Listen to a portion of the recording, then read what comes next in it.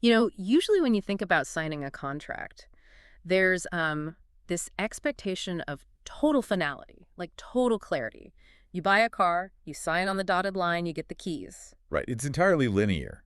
I mean, you exchange money for a good and the transaction is complete, usually, before you even leave the dealership. Exactly. But then you step into the world of Florida real estate, and suddenly that straight line turns into like a giant game of chutes and ladders. Yeah, that is a perfect way to describe it. Right. Because you're navigating this absolute minefield of deadlines and contingencies and just dense legal jargon.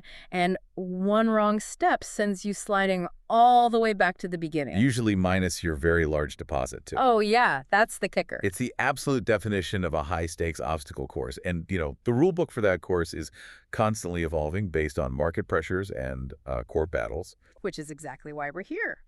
Welcome to today's deep dive. We have gathered a stack of recent real estate law briefings, the actual updated contract text, and some incredibly candid notes from top Florida brokers. Very revealing notes, honestly. Totally. And our mission today is to synthesize all of this for you. We're extracting the hidden legal traps and the brand new protections buried in the document almost everyone uses, which is the newly updated FRBRR SIS residential contract for sale and purchase. Which just took effect on November 1st, by the way. Right. And we want you to be able to navigate your next Florida real estate transaction like an absolute industry insider. Because just reading the contract isn't enough. I mean, the words on the page are one thing, but you really have to understand the mechanics of how it's enforced in the real world, especially when thousands of dollars are on the line. Okay, let's unpack this. I am genuinely excited about this because looking at the source material, these recent changes really seem designed to level the playing field between buyers and sellers. Yeah, absolutely. Because for a long time, it's felt like the balance of power was always tipping wildly back and forth depending on whether it was a buyer's or seller's market. But these updates, they bring some much-needed structure. What's fascinating here is that people often view a real estate contract as just boring legalese, like a stack of papers you blindly sign while drinking bad coffee just to get to closing. Yeah, totally. But it's actually strategic chessboard. Every single clause is a mechanism where rights are won and lost. And almost all of those victories or defeats are entirely dictated by strict, unforgiving deadlines. Well, to really understand the journey of buying a house on this chessboard, I think we actually have to start at the finish line. Okay, I like that. Yeah, let's look at closing day, because the new contract fundamentally changes what it actually means to, cross that finish line. It really does. It provides a long overdue, concrete definition of the word closing.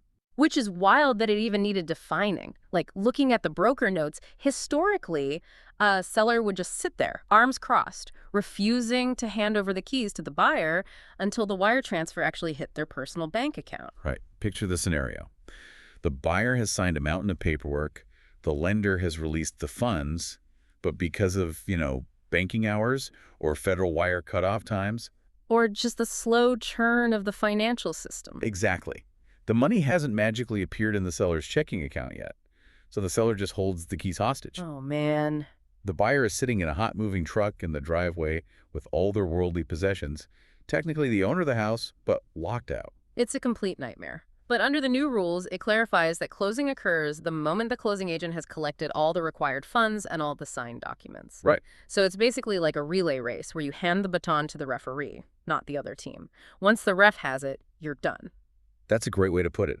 The closing agent acts as an independent, neutral third party, like a trusted vault. Okay, a vault? Right, and as long as that vault has the authority to disperse the funds, even if those funds are coming from a massive commercial lender and haven't hit the seller's personal account yet, the transaction is closed. it is officially legally closed. The buyer is entitled to those keys immediately. Oh, wow. So this completely removes the anxiety of banking delays. You aren't at the mercy of, like, the Federal Reserve's wire transfer queue at 4:59 p.m. on a Friday? Exactly. It untethers the physical exchange of the property from the archaic delays of the banking system. It provides certainty for everyone involved. Which is huge. But, getting to that closing table requires the buyer to actually pay for the house, which brings us to a massive shift in how financing works. Right. So if closing is the finish line, the financing contingency is the tightrope you walk to get there. And looking at the sources, this is where the new contract seems to create the most dangerous traps for buyers. Oh, without a doubt. This is arguably the most significant shift in the entire update. It fundamentally tightens the leash on the buyer during the loan approval period.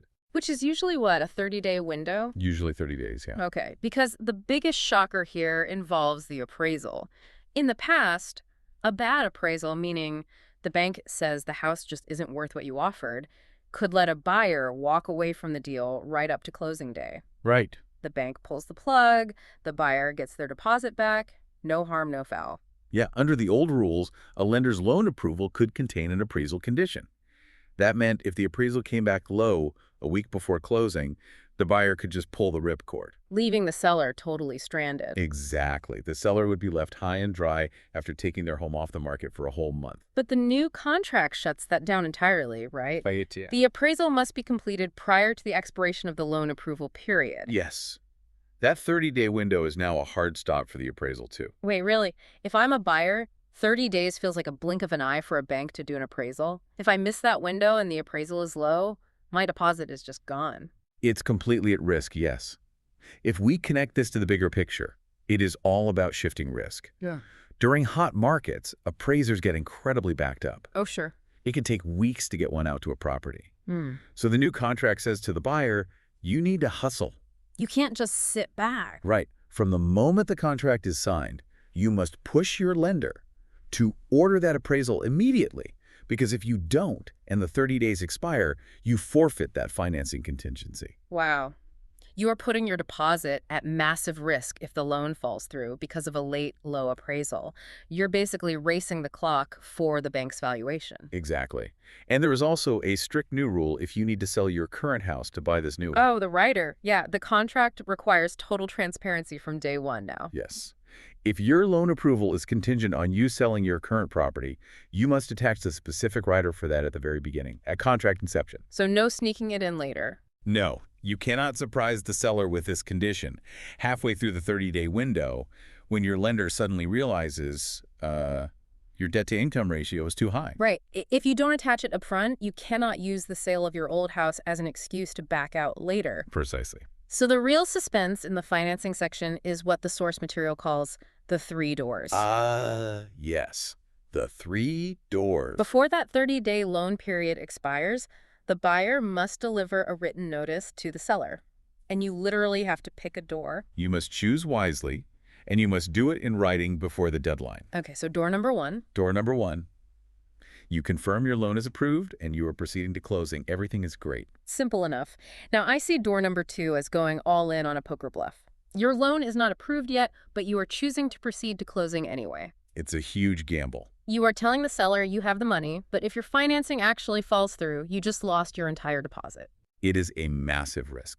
And then there's door number 3. You elect to terminate the deal because you just couldn't get the loan approval. Okay, but what happens if you just, forget, or, your agent gets busy and forgets to send the written notice? This is the trap. This is the biggest danger zone.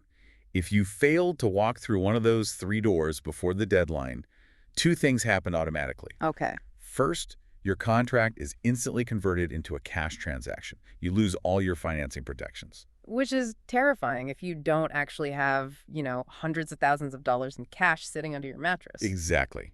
And second, it triggers a massive brand new right for the seller. Oh, right, the 3-day window. Yes. The seller gets a strict 3-day window to completely cancel the deal. They can just walk away, and there's nothing the buyer can do about it. Wow. So listing agents, the ones representing the sellers, they must be watching that 30-day deadline like a hawk now. Oh, absolutely. Previously, listing agents only really stressed about the inspection period because that was when the buyer could walk away for any reason. Right, the free-for-all window. Yeah. They barely looked at the loan approval period. Mm. But now, the power dynamics shift violently back to the seller if the buyer is lazy or disorganized. Because if the buyer misses that deadline, the seller can just say, you know what, I have a better backup offer anyway, deal canceled. Exactly. Now, the sources do mention a very narrow out for buyers if things go sideways after they pick a door, but it seems incredibly specific. It is. If the buyer timely picks a door and proceeds, but still fails to close, their deposit goes to the seller. unless the failure to close is due to property-related conditions of the loan failing. But we just established that appraisals don't count for that anymore. Right, appraisals are specifically excluded. So what does that actually leave? This narrow escape hatch really only applies to things like FHA or VA loans, which have very strict physical property standards. Oh, okay, like safety issues? Yeah, so if a VA underwriter demands the roof be replaced before they fund the loan and the seller refuses to fix it, the buyer can get their deposit back. Got it. But a low appraisal valuation will not save you. No, it will not. Well, if missing that 30-day financing window is truly catastrophic for the buyer, then we really need to understand how this contract actually counts time. Yes, time is everything here. Because when does the clock start? And more importantly, when does it stop? Calculating time in real estate contracts used to be a source of endless arguments. Yeah. The update brings a lot of clarity. First, time is calculated in calendar days based on where the property is located. Okay, but what happens when a deadline lands on a weekend or a holiday? Because nothing happens in banking on a Sunday. Right. The contract states that if a deadline lands on a Saturday, Sunday, or a national public holiday, it automatically pushes to the next calendar day that is not a weekend or holiday. The sources give a great example of this. So say July 4th falls on a Sunday. Okay. The actual public holiday is Sunday, but the banks and government observe it on Monday, July 5th. Right. So if your financing deadline is technically Sunday, July 4th, it pushes past Sunday, pushes past the observed holiday on Monday, and lands on Tuesday, July 6th. That makes total sense. They also got rid of the 5 p.m. Cinderella pumpkin rule. I remember people used to scramble to fax things by 4:59 p.m. before the office closed. Oh, the frantic faxes. Yeah, the old 5 p.m. deadline for extended periods is completely gone. A calendar day is now recognized as a whole calendar day. Ending at 11:59 p.m. Exactly. Which makes sense, right? In the era of DocuSign and remote work, business doesn't just stop because a physical bank branch locked its doors. No, it reflects modern digital reality perfectly. Okay, so the clock is ticking digitally, but what if the world seemingly ends? The contract deals with force majeure, which is basically legal speak for uncontrollable disasters. Right. Traditionally, force majeure covered hurricanes, earthquakes, acts of God. Sure. But the revised contract expanded this definition significantly to include governmental actions, mandates, government shutdowns, epidemics, and pandemics. Gee, I wonder what global event could have possibly inspired them to add pandemics and government shutdowns to the contract. Yeah, it's just a direct reaction to the chaos of 2020, strictly a legal evolution. Yeah. But there is a fascinating nuance here about how force majeure is applied now. Oh. It doesn't just excuse you from your obligations, it protects your rights. Wait, explain the difference there. What does it mean to protect a right versus an obligation? Okay, let's say you are the buyer. You have an obligation to bring money to closing. If a hurricane shuts down the banks, force majeure excuses that delay. That's the obligation part. Right. But you also have a right, not a duty, but a right to do a final walkthrough of the property the day before closing to make sure the seller didn't, trash the place moving out. Right, you want to make sure the expensive appliances you paid for are actually still there. Exactly. So what if a government pandemic lockdown prevents you from leaving your house to do that walkthrough? Oh, I see. Under the old contract, you might just lose that right entirely or be forced to close blind. But under the new contract, force majeure preserves that right. So the closing is just delayed. The closing is delayed until you are safely able to exercise your right to inspect the property. That is a brilliant distinction. Speaking of delays, there is another highly specific extension built into the contract involving the Consumer Financial Protection Bureau, the CFPB, and those TRIADE rules. Ah, yes, TRIADE. That stands for the TILA-RESPA Integrated Disclosure Rule. Try saying that 3 times fast. Right. It was born out of the 2008 financial crisis to protect consumers from predatory lending. Which is a good thing. Definitely. TRIADE requires lenders to provide a final closing disclosure to buyers at least 3 business days before closing. It's a mandatory cooling-off period. So the buyer can review their final loan costs and make sure no junk fees were tacked on at the last minute. Exactly. But if a lender is slow to generate that disclosure, it legally delays the closing date. The contract gives a 7-day extension for this specific scenario. But wait, you can't just use this as a get-out-of-jail-free card if your lender is just generally dragging their feet, right? No, absolutely not. You only get that 7-day extension if your loan is already approved and the lender's underwriting is fully complete. Oh. Yeah. If your lender is still scrambling to verify your employment, you do not get to use the TRIADE extension. Wow. The precision of this document is just Staggering. It really leaves no stone unturned. Let's pivot a bit. Even if the clock is ticking smoothly, you've picked your financing door, and there are no hurricanes, there is still the physical reality of the house itself. The property condition. Yeah. What happens if the property just falls apart before closing? Well, we need to look at the physical inspections and property maintenance sections for that. The buyer has a default 15-day inspection period. And during this window, the buyer is basically omnipotent, right? They can cancel the contract for literally any reason. Like, they don't like the color of the neighbor's house. Canceled. Yeah, they can walk away entirely freely. But they must pay for the inspections out of their own pocket. And critically, they are legally responsible for fixing any damage the inspectors cause. So if your inspector punches a hole in the drywall to check a leaky pipe, you have to pay to patch it, even if you cancel the deal. Yes, you break it, you buy the repair. Fair enough. But here's where it gets really interesting. This is called an ASIS contract. Yes. That term is doing a lot of heavy lifting in the real estate world. Why is it that, under the ASII maintenance requirement, a seller can be forced to pay 125% of repair costs into escrow for a dead lawn if the house is supposedly sold ASIS? This is perhaps the single most massive misconception about the ASIS contract. It sounds contradictory. It does. Sellers often think SIS means I'm selling it, it's not my problem anymore, I don't have to lift a finger. Right. That is entirely false. SIS means the buyer accepts the property in the exact condition it was in on the effective date. Meaning the day the contract was signed. Exactly. So it acts like a photograph. It freezes time. It does. It does not give the seller a free pass to stop watering the lawn or, let the pool turn into a green swamp. Or start paying the electricity bill so the air conditioning shuts off and mold grows while they wait for closing day. Precisely. The seller is contractually obligated to maintain the property lawn, shrubbery, pool, everything in that frozen in time condition. Wait, but 125%? How is that even enforced? I can't imagine a seller willingly handing over a punitive amount of money at the closing table just because the grass is brown. Doesn't that just invite a lawsuit? Well, without a punitive mechanism, closing tables turn into screaming matches. I can imagine. The buyer does their final walkthrough, sees the green pool, and just refuses to close. So the 125% escrow rule forces compliance. Oh, I see. It ensures there are more than enough funds held by a neutral third party to cover the actual cost once a professional contractor gets in there. And if it costs less? If the actual cost to clean the pool is less than the escrowed amount, the seller gets the difference back. But it forces the transaction to move forward instead of collapsing into litigation over, pool algae. Okay, that makes sense for maintenance. What about outright disasters? What if there's a fire between signing and closing? The contract has a specific casualty clause. If a disaster occurs, like a fire or a tree falling on the roof, the seller is obligated to pay up to 1.5% of the purchase price for restoration.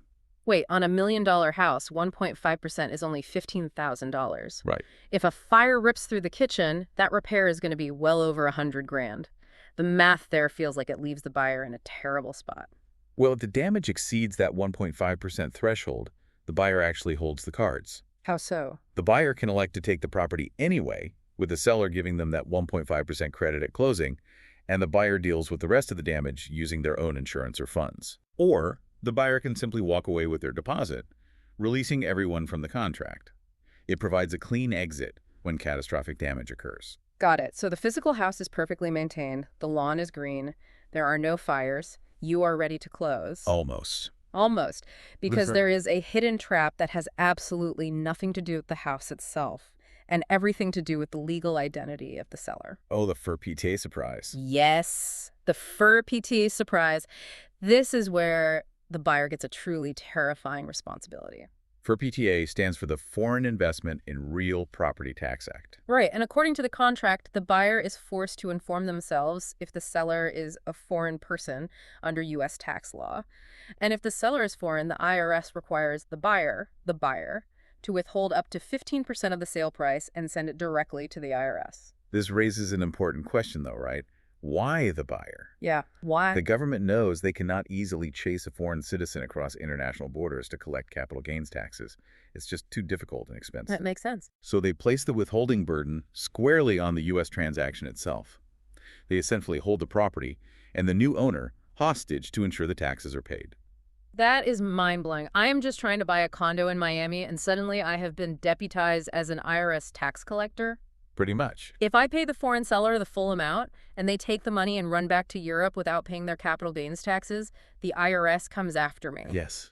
If the buyer fails to withhold that 15%, the buyer can be held legally liable for the seller's unpaid taxes. That's horrifying. On a $1 million condo, we are talking about the buyer being on the hook for $150,000 just because the seller skipped town. How does the seller prove they aren't foreign so the buyer doesn't have to navigate this minefield? The seller must provide a formal certification of non-foreign status, signed under penalties of perjury, with their U.S. taxpayer ID. Okay. Or, if they actually are foreign, they can provide a specific IRS withholding certificate that authorizes a reduced withholding amount. So as a listener, the biggest takeaway here is that you need to aggressively question your title company about this. The burden is technically on your closing team to identify this issue and get that affidavit, but it is your legal neck on the line if they miss it. Absolutely. Do not just assume the title agent handled it. Ask to see the 4 PTA paperwork before closing day. Knowledge in this arena isn't just power. It is literal financial protection. So what does this all mean for you? We have navigated the relay race to the finish line, the poker bluff of the financing contingency, the shifting digital deadlines, the green pools, and the IRS. We've covered a lot of ground. We really have. And the updates to this contract aren't just legal red tape. They represent an incredibly delicate balance of power. Being aggressively well-informed is the only way you can protect your deposit and your sanity. It forces you to respect the timeline and really understand the hit of levers that move a real estate deal forward. Which brings me to a final, slightly provocative thought for you to mull over. We have talked endlessly today about the buyer's responsibilities and the seller's responsibilities. We have. But if you look really closely at Section 14 of this contract, there is a fascinating clause about the professionals guiding you. The real estate broker is almost entirely indemnified. Yes, the language is extremely specific in protecting the agents. Get this. The contract explicitly forces the buyer and the seller to rely solely on public records, governmental agencies, and professional inspectors for the property condition or the square footage. Right. It legally releases the broker from essentially any liability regarding those facts. So when the square footage listed on Zillow is totally wrong or a hidden defect destroys the house, the professional you trusted the most, the one who facilitated this entire transaction, might just legally walk away scot-free. It forces you to remember who ultimately holds the risk in the transaction. You cannot outsource your due diligence. Something to seriously mull over the next time you're choosing your real estate team and reviewing their marketing materials. Definitely. As you head out into the Florida market, remember, you aren't just buying a house. You are walking into a legal obstacle course. But hopefully now you've taken the blindfold off. Thank you for joining us on this deep dive, and we encourage you to apply this knowledge to your next real estate adventure.